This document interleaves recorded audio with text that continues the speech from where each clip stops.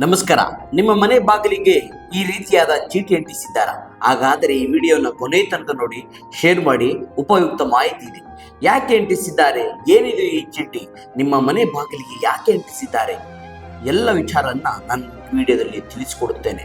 ಕರ್ನಾಟಕದ 2 ಕೋಟಿ ಮನೆಗಳ ಸಾಮಾಜಿಕ ಮತ್ತು ಶೈಕ್ಷಣಿಕ ಸಮೀಕ್ಷೆ ಅಂದರೆ ಜಾತಿ ಗಣತಿಗೆ ಸಿದ್ಧತೆ ಆರಂಭವಾಗಿದೆ. ಅದಕ್ಕಾಗಿ ಅಧಿಕೃತವಾಗಿ ಆರಂಭವಾಗುತ್ತಿದೆ.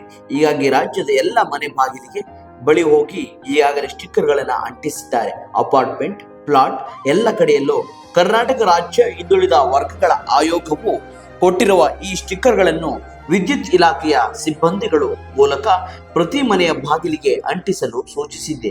ಹಾಗಾದ್ರೆ ಏನಿದು ಸ್ಟಿಕ್ಕರ್ ಅಂತ ಕೇಳೋದಾದ್ರೆ, UHID unique house hold identification ಅಂದರೆ ರಾಜ್ಯದ ಪ್ರತಿ ಮನೆಗೂ ಕೂಡ ಒಂದು ಗುರುತಿಸುವಿಕೆಯ ಸಂಖ್ಯೆಯನ್ನು ನೀಡಲಾಗುತ್ತಿದೆ.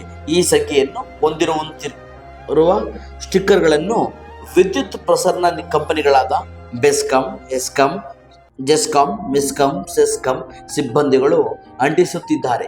ಮನೆಯ ವಿದ್ಯುತ್ ಮೀಟರ್ಗಳ ಸಂಖ್ಯೆ ಆಧಾರದ ಮೇಲೆ ಪ್ರತಿ ಮನೆಗೆ ಭೇಟಿ ನೀಡುತ್ತಾರೆ.